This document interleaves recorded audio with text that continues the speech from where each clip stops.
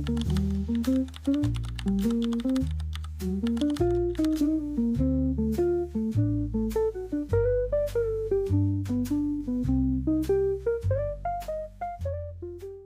or welcome back to my channel. My name is Tash if you're new here. Today's video we are going to be wrapping up September and also October. I almost forgot what month we were in. Forgot to do last month because I don't know, I just ran out of time. I honestly think it came down to me actually forgetting that I had to do a wrap up. So I'm going to combine them this month, which I was doing earlier in the year. It is a lot more books to get through, so instead of it being like very long-winded and in depth, because a lot of these books that I will be telling you about today will already be on my channel in reading vlogs. Yeah, I don't want to bore you guys with repeating the same things and my same opinions over and over again. I'll quickly do like a little run through of all the books that I've actually discussed on the channel, and then there are quite a few books that I did not discuss on this channel. I don't know what happened these last 2 months. I feel like because in my previous reading life, I was a very spicy romance reader, and this year I really diverted from that, and I think because I got so bored of reading the same spice and the same books and the same outcome and the same plots, I was so done with that genre, and I really needed a break. And that's like, I'm not saying it's a bad genre, because that's exactly where I've ended up this month. The last maybe 2 months, I've really gone back to my roots of like what books I used to read. I don't know if it was maybe the change in weather, but my mental health really was like, you need this. And trust me, it helps so much. So if you are someone who's just like, I haven't read a certain genre in a long time and you used to love it, and you're like lacking some like that feeling you used to get while reading, maybe go back to your old books.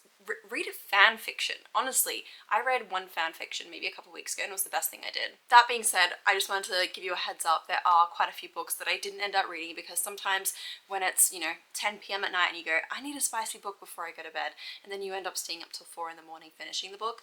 There are a few of those in here, so I didn't even vlog them. You're flipping pages, like you're not even like coming up for air, like your Kindle is this close to your face. Yeah, I had a few of those nights in this last couple months, and it was just what I needed. Like the books were perfect for me. Anyway, that being said, I've been rambling for way too long at the start of this video. Here's me saying, I'm not gonna ramble, starts rambling. These are the books that I was meant to read for my September TBR up on the screen. I had quite a wide variety across both months, which was good and very helpful. I think I did okay this month with the amount of books that I read from it. This is from memory, but these are the books that I ended up officially reading on the screen. I'll start with the first book I read that month, which was Fear the Flames by Olivia Rose Darling. The thing I had mentioned in the reading vlog was I really enjoyed the first book of this, which was before this was published. This is now the ARC version, which it's now officially being published. It was released last month. I loved the indie version. I was obsessed with the indie version. There's something about this book that it's missing from the indie version, and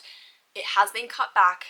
Lots of things have been removed, things have been combined, changed, and you can really tell because it's lacking that emotional feeling that you had from the first book while reading it. It's very surface level now. It ended up being from a 5-star read for me the first time I read it, now down to a 3.5 star for the published version, which is shocking. Like, it is actually shocking, and it makes me really sad for the author because I am obsessed with the indie version. So that's all of my comments are, because I'm just really sad at like where, like, her book was perfect the way it was. It didn't need any changing. Maybe a few, you know, grammar and spelling things, like changing a few things around like you usually do when you publish a book. She had too much change, and it did change the entire feeling of the book, and that's what let it down. So yeah, 3.5 stars for this one. Then this is where the late night calling started happening, and I was like, I just sold all of my Sarah Kate books, and now I'm thinking I should try read one of Sarah Kate's books again. So I downloaded my favorite one of hers from the Salacious Players Club, which was Give Me More. I have no further questions about that. On the reread, it went from, well, let's say I read this book in maybe early 2021. That's from my memory. That was a 5-star read back then. Like, I was into the spicy books back then. It's now down to a 3-star with a 5 chili rating. I still had a great time. It was really fun, and I would recommend it to anyone who hasn't read the Salacious Players Club and you're looking for a spicy series. Highly recommend. It's definitely not like your best literature. It is literature, so just go into it with that open mind. With the Salacious Players Club, a little bit of background about like what it is. It's basically a adult industry club. The entire series is based around that club and everyone that's in it, who owns it, people who work there. It really like is very exploratory of, you know, what happens in those clubs, and each dynamic for each book is like very vastly different from the others. Yeah, it's definitely a fun series, and trust me, all the books are not going to be for everyone, because as the series went on, I really started to not like most of the books. So the earlier on books are probably a little bit better, but it really depends on your taste and if you can handle the content, because yeah, just check trigger warnings, because a lot of things in there can be triggering to some people. Then I went into the Fiance Dilemma. This was the first book that I've DNF'd for the month. I think I may try give this another go, but I didn't know when I initially started it that I was meant to read another book that was first in the series. I had no idea that this was part of a series. I thought this was a standalone book, nothing connected at all. Like, it didn't seem like that to me. So that's why I think I was a little bit like, this is starting in the middle of something. Like, I don't know the relationships.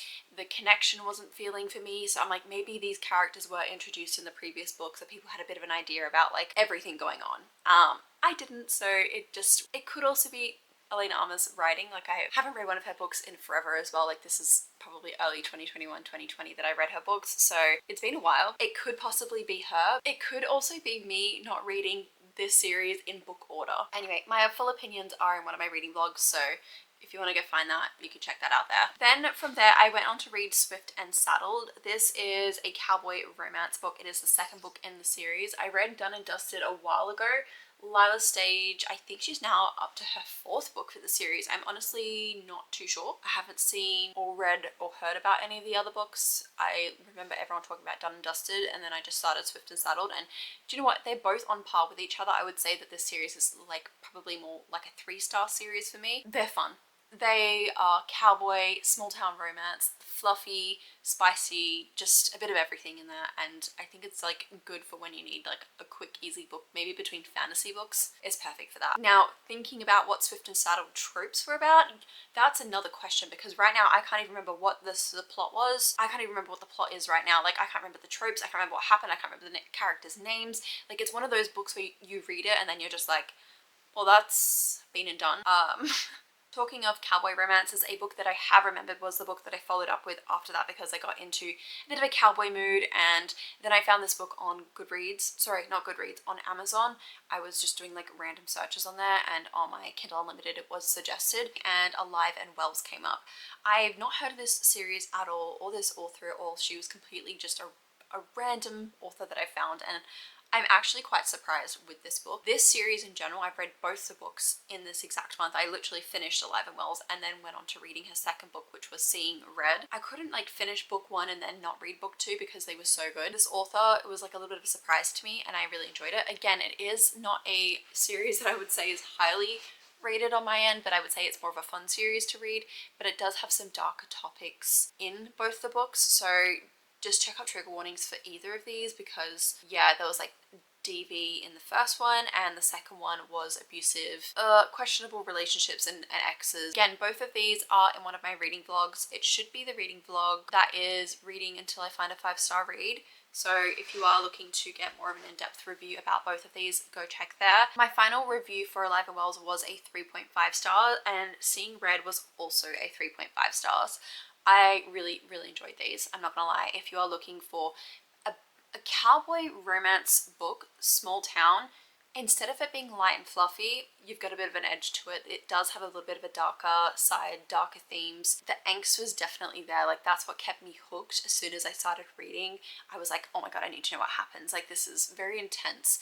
And then also the relationships with the characters felt very intense together as well. So you could really feel their connection, which I really enjoyed, because usually you don't really feel that connection that much with a floppy book where they're like, oh, like they could be soulmates. Because of the topics that they talk about, it feels so real, and I think that that's what made me connect so much with them. I really enjoyed both of them, but don't get me wrong, don't go into these thinking that these are not spicy or anything, because they do have some spice. And I was very taken back by a couple times, and sometimes I was cringing because I'm like, okay, let's reel it back a little bit. But yeah, I'm just giving pre-warning. Then we finally got our first 4-star read for the month, which was Not Another Love Song by Julie Soto. I read her first book, which this one I believe is set similar, maybe in a similar world. I'm not 100% sure. It could actually just be a standalone. I fell in love with this book so hard. Like, it was incredible. Like, if you want a book that's just gonna like hold you so tight to the pages where you can't stop reading, this is that book. So we do have Gwen and Alex. They are both musicians, and they had a bit of a strange meet cute, I would say, because they do meet at a wedding, but she's playing a cello at the wedding and he is a cello player who's a guest at the wedding. Well, not a guest, he's in the wedding party. That's how they meet, and then they realize that they're actually at the same school, but she knows who he is. He has no idea because he's just like a very arrogant guy who doesn't really take notice of anything other than himself. It's definitely a fun dynamic.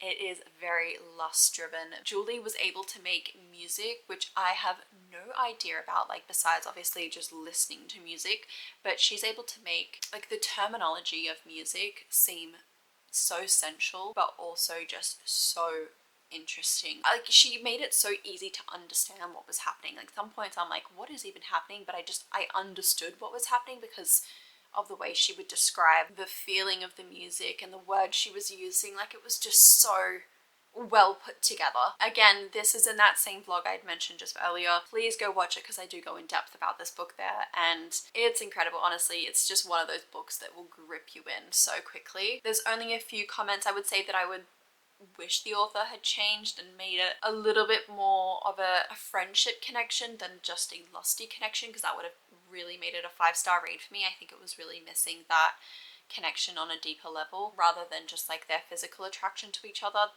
And he was also wearing v-neck tops. There's something about an author, every single time they put their man in a v-neck top, I'm like, this person is definitely either a millennial or older. The author has to be. There's no one in like the Gen Z realm, maybe early millennials, would describe the male love interest with deep v-neck. Anyway, if you love a grand gesture, read this because it's got the best grand gesture that I've ever seen. Next of Kin by Hannah Bonham-Young. I was trying to find more 5-star reads from my 5-star authors because I had found a 5-star read from her previously. This was not a 5-star read for me. I really wish it was, because I was just like, I had high hopes for Hannah Bonham-Young because she's really hit it out of the park with Out on a Limb. That was like one of my favorite reads from last year, was it? Yeah, I think I read it last year. The synopsis of this was like basically family members having to take on their siblings as their children, their adoptive children, to look after them in order for them not to be taken into CPS. But unfortunately CPS wouldn't allow them to have them unless they moved in together and combined their families. I really wish that the two main characters, I forget their names, Chloe and Warren, I wish that they were older. I wish they were 25, because they were about 18 when they're doing this. I don't think that their relationship was like old enough for me to connect, and especially having like kids in the situation, it felt very insta-lovey and also juvenile that I didn't love it. Like, it wasn't for me. So I did give it a 2.5 star. Next I have The Secret History by Donna Tartt. I really started to enjoy this book for the first maybe 30%. Yes, I do love this book, and yes, I did give it a 4 star. I did try to Google if there was a romance plot in this, because I was like, is there going to be? It's more just like mystery, kids at school. I don't know if there's going to be some subplot of a romance in here. So I tried to Google it, and then it was spoiled for me, which was just absolutely incredible. I had the epilogue spoiled. It wasn't, that bad, because I did have the last few chapters that I could still read and not know what was happening. But unfortunately I did know what happened in the epilogue because of my Google search, which really upset me. Unfortunately, that did ruin a little bit of the book and a bit of my momentum with trying to finish the book. So I was like, oh, now I just have to finish this book, and I already know what happens and who ends up with who. And for anyone who is going to read this book, don't listen to the audiobook like I did. The audiobook did, I would say it hindered my experience. It really held me back from enjoying it, because it was Donna Tartt narrating it herself, and her accent and her voice just wasn't the type of voice that I like to listen to. It really wasn't capturing me the way I wanted it. So I would definitely say read the physical book. That is my only advice if you're going to start this, and I think you'll enjoy it much more than I did. I still loved it, by the way. It was a 4-star read, but I think it'll be a higher rated reading for you if you don't listen to the audiobook. That was it was an interesting choice, but it was lucky enough that the story and the plot was so good that I kept going. The final book that I read for September was The Great Alone by Kristin Hannah. It's not going to be any reading month without me officially reading one Kristin Hannah book, which it has been consistent for the last 3 months now, because I do have another Kristin Hannah book that I read in October. Yeah, I'm savouring all my books of hers, and I will probably continue reading one of her books each month. This is a 5-star read for me. Every single one of her books so far have been a 5-star read. We had The Nightingale and The Great Alone, both 5-star reads for me. She's like an author now that I'm seeing as one of my favourite authors. I don't think I will ever not reach for one of her books when one of her releases come out now. I'm desperately searching for all of her books on her backlist everywhere I go, in the shops, charity shops, anywhere. Like, I'm seeking out her books. It's the first author I think of. I'm like, all right, let's find the letter H and search for her books, because I need to try and find one of her books before anything else. She is that author to me now, and yeah, I think she's taken over a lot of my favorite authors. There's something about the way she's able to tell a story. Like, the first part of it, she's, you know, getting you connected to the characters, getting to know them on a deeper level. Then the plot kicks in maybe around 50%, and you're like, oh my god, this is crazy. There's so much happening. And then it continues to get worse and worse and worse. Something bad happens, and then there's this uplifting message at the end, and how, you know, the women in her stories get through these situations. That's exactly what this book was again. The Great Alone, set in Alaska. It is a family who move there in search of a better future, not realizing that they're moving to a place that not many people can survive, because it's just one of the most brutal environments to live in, I would say. And just, you know, you have to be a strong human being to live and survive in places like this. Like, this is not for the weak. I certainly could not do what they just did, and that would literally break me within the first month. I would be like, I am gone, get me out of here. I do love that she makes women in her books a priority, of making them sound very resilient, strong, and persevere through anything that is thrown their way. So if you are looking for a strong-willed woman, please read one of her books, because you will be so thankful that you did. Like, you will not turn back, because they're just so good. She's really able to capture like a historic event, because most of her books are historic. I don't know if there are ones that aren't. I'm not sure if she has books that aren't historical, but the settings, everything about it really does pull together, and she's able to capture what it was like during that time, but from a different perspective, and from mainly the women's perspective, I would say. And that's what she's good at. So yeah, 5 stars. I'm obsessed with this book. It's so good. I highly recommend. Okay, we will be getting into some of the spicier books again. I will probably give you a quick little bit of a synopsis if I remember what they're about, but I did read quite a few romances at this stage. So I did read one book, which was The Men from Echo Creek by N.R. Walker. I gave it 3 stars. This is a historical cowboy romance. I had no idea when I was reading this until maybe like 50% in that this was an Australian cowboy romance, and I was like, they're talking about galahs and damper and all of these Australian things, like animals, indigenous culture. Like, there's a lot of references to things that I know from growing up in Australia, and I was like, why does this sound so strange? And then I was like, oh my god, Echo Creek. That's a place in Australia. Yeah, I was a little bit taken out of the story at that point, and every time I would hear them talking, I was thinking of them saying it in an Australian accent, and I'm just, you know, like, you know what I mean? Like the cowboy accent, Australian cowboy. It's just not, it's not a vibe. Like, it's not for me. No. I know a lot of people love the Australian accent. But when I think of an Australian accent, I'm thinking, especially a cowboy accent, I'm thinking if you're going down to the local, maybe the local RSL, I would say, down at the pub, and, you know, you've got the tradies that have just knocked off work, you've got the cowboys alongside them. I'm thinking nasally to the point where you can't understand them. They're mumbling all their words, they're making up words on the spot, and then as soon as I found that out, that's exactly how I viewed every single character in this book. But don't get me wrong, this story was actually quite nice and well put together, and I really enjoyed it. Gave it 3 stars. It was great. I think it's just a me thing with this book. It's not the actual book. So definitely recommend this to anyone who wants to read it, because very like hidden secret romance, especially set in the time, I think it was like early 1900, like 1901 or something like that, maybe a bit earlier. I'm not 100% sure, but it was a happy ending. It was It wasn't anything terrible that happened, which was what I think I really enjoyed the most. Like, I was expecting something really bad to happen, but they didn't have that moment. So yeah, it was really good. Then I went on to try and find another MMF book. Why did I give this 1.5 stars again? What's this about? Oh my god, I saw this book, it was recommended. It's Ecstasy by C.V. Rose. Okay, that should just be alone this cover. Why did I even choose to read this? Again, it's like one of those midnight books that you're like, yeah, I think that's gonna fix it. This is gonna sort it out. So we have Zara, Eli, and Alex. They are 3 students. Both of the boys were best friends, and she was sort of messing with both of them, but also they were messing with her, and it was just so toxic, like terrible toxic, to the point where I was like, these men hate her.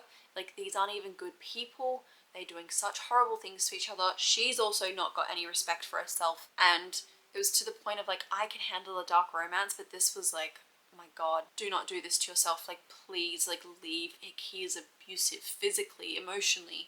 Oh, my heart was aching for this poor girl. She just needed saving. But yeah, I gave it 1.5 stars. It wasn't for me. Like, that, I think I might have liked it maybe a few years ago, but it's just not for me. I'm reading my review on Goodreads. It says 1.5 stars because I finished it, but I would never recommend. I hated every character and the plot twist. Everyone was annoying, and it pushed too many of my boundaries with consent. That is a good point, actually, because yeah, consent non-existent. It wasn't even like a non-con thing. Like, it was just not consensual. It was I was struggling to get through some pages. Like, I should have DNF'd it, but I think it was because it was like the middle of the night. I'm like, is this really happening? Like, flicking through my Kindle pages, I was in shock. And then by the end of it, I was skimming. Yeah, anyway, I'm just gonna forget I ever read that book.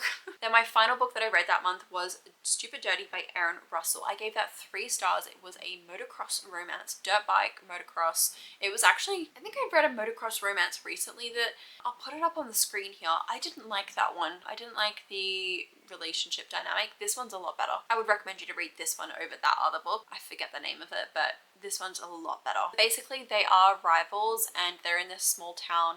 The small town, they do struggle with money, and you know, that's why they go to do these motocross competitions. And basically, the competitions, they win money, and then that helps them with their families. One of the boys doesn't understand that one guy isn't as rich as like what he thinks he is, actually struggling a lot himself. He takes him under his wing and starts helping him, and you know, figuring out like what's happening on his side, and actually realizes that he needs a friend more than anything else. They slowly build this like really beautiful friendship, and then it obviously forms into a romance. Yeah, they both start to help each other and their families, and what happens, there is a lot of bad things that do happen in this book, so make sure you do check up trigger warnings. If you like a grumpy sunshine romance, this will be the one for you. Part 2, we're now moving into October reads. These are the books that I was meant to read for the month of October.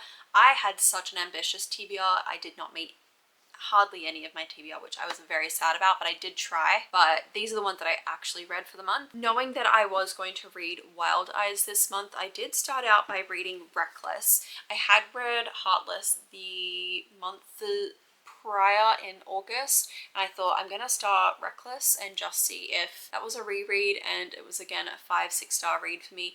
I wanted to read Reckless because people had been comparing Elsie Silver's new book Wild Eyes to both Cade and Theo, and I thought, no, I just read Cade's book, I need to read Theo's book, and then I'm going to go into Wild Eyes. So that's what I did. I reread this. Again, 5-star read. Love this book. If you haven't already read it, it's a single dad. Oh, sorry, not single dad, but it is single dad, but it's a surprise pregnancy, and it's Small Town Cowboy, Chestnut Springs series, one of my favorite series of all time for cowboy romance. You need to read this series in general by Elsie Silver, but the Heartless and Reckless are my 2 favorites. I'm in love with this man, Theo. Like, honestly, I'm in love with him. But also, Winter is my favorite female main character of all time. Like, she's my favorite female main character across all of Elsie's books, and I really resonate with her. So definitely one of my favorite books of hers. Really hard to top. That's what I'm gonna say. So straight after I finished that, I went into Wild Eyes by Elsie Silver. Did give this a 4-star.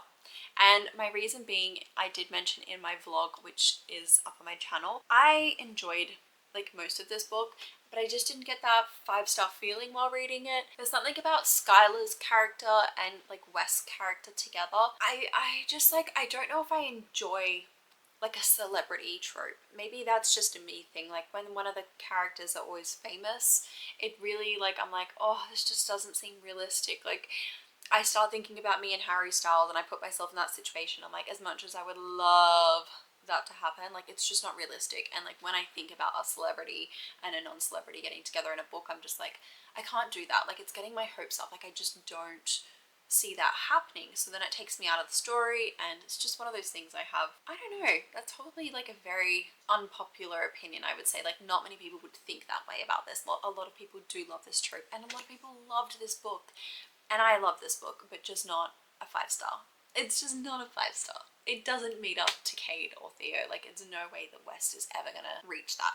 But what I do think I like about this series, which is her Rose Hill series, Elsie's first book, did not like that. Wild Love was not for me. Wild Eyes, 100 times better.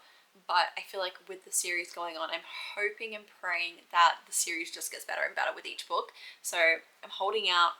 I haven't got a 5-star book from this series just yet, but Elsie is definitely going to be the one author that I think is going to be able to pull that out, especially having all single dads. I'm hoping that they're not going to be too repetitive, but I feel like she can handle like different single dad storylines, so let's see how she does. I'm hoping to get a 5-star next time, because we get a little bit of a sneak peek in this book about the next 2 characters, and they just seem a lot more interesting. Like their dynamic is not a normal dynamic that we've had so far for one of her books. It's gonna be good. I just have that feeling about it. Like I know these characters are gonna be good. I had to go make a coffee because I feel like I've been talking for a while, but it's only been like half an hour. But when I talk for this long, it's like a very vast difference for me, like just sitting there reading and not talking to many people during my day. So I'm like, oh my god, I'm exhausted. I haven't done anything. I'm just like a recluse that never talks. So like the only time I talk really is to the camera or when my partner gets home. So I really need to get out more and make friends. Like I need to find friends. My neighbours decided to start revving their motorbikes out the front, so I'm really sorry if you can hear that, but they do it all the time and I can't stop them. This is where a few more romances come in. I have one more spicy one, I believe. Then we'll check. 2 more spicy ones, but the first spicy one left is Him by who is it again? Serena Bowen. I gave this 3.5 stars. This is a hockey romance. These are 2 best friends. They basically meet every year at this camp, I would say. It's like a camp that they went to as kids, and then something happens and they don't speak for a long time. There's a few years. They then decide to finally reach out again when they see each other at a hockey game, because they both play hockey and their teams are rival teams as well. I did find like a few of the things that one of the characters, it was either Jamie or Ryan, I can't remember. Oh, it was Ryan. So he did kind of force his friend to sort of do stuff with him, and it wasn't like, I wouldn't say it was like a really bad forcing, but like I felt like he was not really giving his friend a little bit of room to make the decision for himself, and that probably was a bit like where I was like, oh, I don't know about that. But it wasn't bad to the point where I was like a hard no for me. Their relationship and their friendship, I really enjoyed reading that. So that's where I sort of was like, oh, like I'll keep reading, because the way that they hang out, they communicate with each other, the way that they, you know, they're looking out for each other without realizing they're looking out for each other. I enjoyed those parts of the books. And then once it slowly turned into more of like a friends with benefits situation, yes, it was fun, but it really didn't, what's the word? I don't know. I don't think I'm a friends with benefits person. Like I've been noticing a lot more, like I'm very particular about like relationships and the dynamics that I like, but friends with benefit isn't like one that I would go like searching out for. Like it's not a book trope that I'm like, oh, like that's fun and cute. Like I'm like, oh, you know, like I'll read it if I have to. If it's like one of my favorite authors, I'll definitely still read it, but it's not a book where I'm like, I'm gonna go try find a book with this particular trope. And I think that's what I was just like when I was reading this. I was like, everyone loves this book. It's like a 5-star read across like romance recs that I've seen all the time online, and unfortunately I just was like, I liked it. I did enjoy it, like I liked it, and I just didn't have that love feeling for it. So I'm hoping maybe if I read more of the books in this little series that Serena and, is Elle Kennedy in this? Yes, Elle Kennedy also wrote this book. This is my first Elle Kennedy book, and it's a co-written book with Serena. So had high hopes. Unfortunately it didn't hit for me. I gave it 3.5. Still would recommend though. Everyone loves this series, so yeah, still recommend it if you're looking for like a spicy book. Then I went into Giovanni's Room, which is a classic, a modern classic should I say. I did not even know about Giovanni's Room, but I ended up reading, it's right here so I might as well grab it. Oops, they just fell. Swimming in the Dark by Thomas Tedrowski, and a lot of this book bases around this book, like the boy is reading all about this book. I'm intrigued because I loved Swimming in the Dark so much. It was one of my favorite reads from last year, so I wanted to read this to see, you know, what he was understanding as a character, and I can get to know him a bit more, which now makes me want to go back and read Swimming in the Dark so I can sort of see like where all that came from.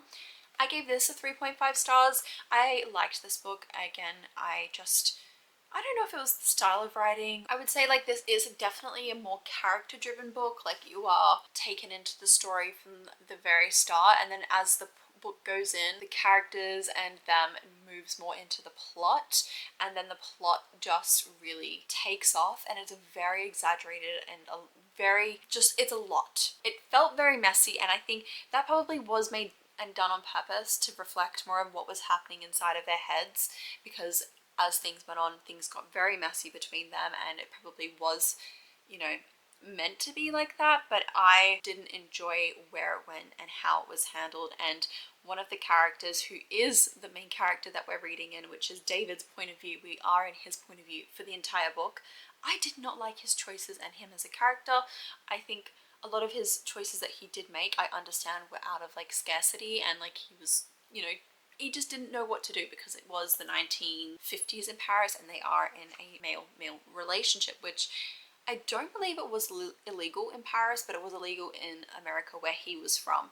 So he had a lot of like ideologies in his head of like, this is wrong, we shouldn't do this, a lot of shame. That really affected a lot of his decision making. It was just a lot. Like I didn't like his choices, but I also understood his choices, if that makes sense. Like I know why he was doing it, but I just didn't agree with why he was like what he did and how he did it. Maybe it's the how he did it. I understand why, but how he handled it was just wrong. That's probably more what I'm trying to say. So yeah, I gave this 3.5 stars. And then I read TJ Klune's book Wolfsong, which was the first book in a 4 or 5 book series. I know that this is all werewolves. I don't know if all of the books are completely with werewolves, but the first one is about a human and a werewolf. The werewolf ends up befriending this boy when he is quite young. They're both very young. One's about 10 or 11 and the other one is 15, 16 when they first meet. They become friends and they stay friends all the way through until their early adulthood, and then it becomes more of a romance. I had never read a TJ Klune book. I know that he wrote the House in the Cerulean Sea. He wrote that, and he is quite a famous author, and I was like, oh my god, I cannot believe I just read this without realizing that this is him. I'm thoroughly surprised by his writing. Like it was really good. It really good, and it made me want to read now and go into the second book of the series, which I've seen a few people say is their favorite book of the series. We do meet quite a few of the characters in this book. Like it is a very large found family feeling, obviously being werewolf pack mentality, like they really are fighting for each other. A lot of the characters, I ended up going and checking all the other books. All of them that we've met in this book are basically getting their own book. I think there was like 1 or 2 characters that I didn't know when they were shown in the upcoming books, so it's very exciting to know that we get to like grow with all these characters, and they're not just going to be new characters every time. We're going to actually get to know these characters very well and this series, and I already feel so connected to them. I have got a reading vlog coming out for this book, so I don't want to spoil too much about what this is about, because that will be very thoroughly in depth reviewed in this vlog I've got coming, but I'm not going to be finishing it before the end of the month because I haven't finished all the books I need to read, so I want to keep this one a little bit reserved so that you can watch that vlog when it does come out and it won't be too boring for you now. But yeah, I ended up giving this book a 4 star, so I'll just let you know like that's how much I loved it. The last spicy book that I read for this month was Blindside, which is by Becca Steele. This is a football romance, English football, soccer from people who don't call it football. This was college as well. University, should I say. I'm pretty sure it's university. Yeah, university. First year at university. This story starts out with Liam and Noah becoming roommates because they were struggling to find a roommate. I don't know, they had a bit of an issue with their roommate situation, so they found a new roommate, they moved in together. They do not get along. Like, one of them is very loud. He starts, taking food from the fridge that isn't his, like just doing all the wrong things to do when you're like rooming with someone, like turning on the blender at 6 a.m. in the morning and just like not thinking about his other roommate. They also do have a really bad first impression because they do meet for like, you know, like the roommate meeting that you have when you go to meet up with someone to find out, you know, are you a sane person? They end up smashing into each other and spilling coffee all over each other, and that's like their first encounter. I'm pretty sure Liam is the one that's the bad roommate and Noah's the one that's the grumpy roommate. Yeah, so once that happens, like they're already on a bad foot. One of them's really needing to study hard for university, and yeah, he's just getting disrupted all the time. Liam is also openly gay. I think if I'm mixing up the characters, I'll put it up on the screen here, but I'm pretty sure I'm getting it right. And Noah hasn't clarified his sexuality that well. Like they just think that he's straight. I'm pretty sure he was pansexual from my memory. Yes. With the mixed forced proximity and the enemies, like it's not really enemies, but you know what I mean, like the dislike to lovers situation, I think that works really well. And also them living together, like it's just like the perfect combination, if you know what I mean. They did have really good chemistry together, which is what I really enjoyed reading with them. So I think I ended up giving it a 3-star. Yeah, I gave it 3-star and like a 3.5 chili rating. It was a little bit more spicier than the others. And then I've got 2 more books to quickly get through. So I do have Emily Wild's Encyclopedia of Faeries. I also have this in the upcoming vlog, so I don't want to give away too much information, but I will give you guys a little bit of my thoughts and also my star rating. So I ended up giving this a 4.5 star. I really enjoyed this. I really enjoyed this. I listened to the audiobook and also read the physical book. Audiobook was incredible. I love the narrator. The narrator was amazing. I loved her voice. The story as well, I was not expecting it to go where it went. Like I was like, oh, I just don't know if I want to read a book about like this woman who's, you know, getting involved with this folklore and reading about the plants and the fairies and, you know, trying to solve this mystery. It's not what you think. Like, please start this. Like there is an subplot, I would say, of romance, and it is the most perfection romance that I've read. Like it's exactly what I want. And where this plot goes, I was like, oh, we're going there. And then by 30% I was hooked. Like I was already down bad. I couldn't stop reading, listening to it. It was, yeah, incredible. I need to get book 2. I don't know if book 2 is already out in paperback, but I need to figure that out and then order it straight away once I finish this like full reading vlog that I'm doing currently at the moment. It's just like this most whimsical, beautiful, magical book ever. Like this is the epitome of an autumn book. Like read this during the middle of autumn. Like this is exactly what you need. It is perfection. I loved it so much. And I think book 2 has the potential to go so well and so far. Like it could be a 5-star read for me. I have a feeling like where the plot's going. Like I see it. I see the vision. I see where this is going and I'm very excited. Yeah. 4.5 stars. Anyone who hasn't read this, please read it. The final book which I'm currently reading, which I technically only got this little sliver to go, I probably will finish this today. So what I'm going to say is give you my current thoughts and then I will give you a little check-in straight after this with a little clip once I finish the book. I won't give too much away again because this will be in that same reading vlog. Right now, I'm really understanding now why Kristin Hannah is so beloved. Like all of her books just keep hitting. Like there is not one book where I'm like, that's an okay, it's an average book. Like this, at the first I was like, oh, I don't know if this one's gonna be it. But I think with her dedication to making you get to know the characters for the first maybe like 8 to 10 chapters, and then it slowly starts building into more of this plot driven book, you really do get that connection to the characters and how much they've been through and what they've been through, and you love them by, I would say maybe 60% in, like you are like, I'm rooting for these characters, and that's exactly what happened again with this book. It's not like the first few chapters where I'm like, oh, this isn't gonna work, like I don't, it's not bad, it's not a good book, like I can't do this. It's more of a, I'm not sure if this is going to be a 5-star feeling. And then it slowly keeps kicking and getting better and better, and you're like, oh, yeah, she's done it again. This one is set in 1934.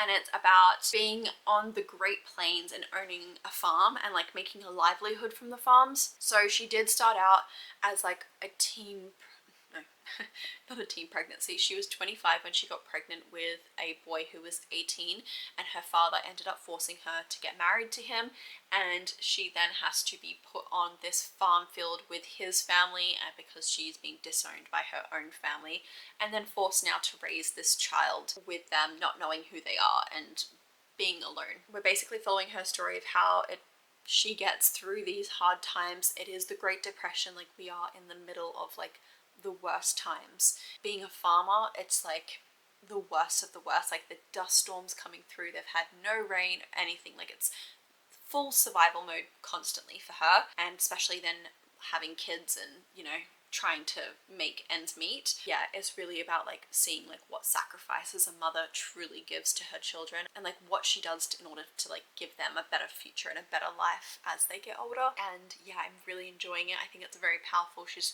just able to make such beautiful stories about women and very powerful stories about women. Anyway, I'll check in now with my final thoughts. I've officially finished The Four Winds. I want to say my opinions are still the same.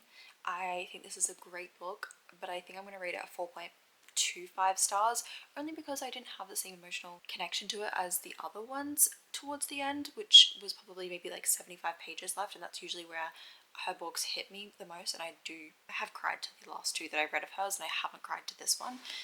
I did enjoy the story, but I think I enjoyed the others of hers more.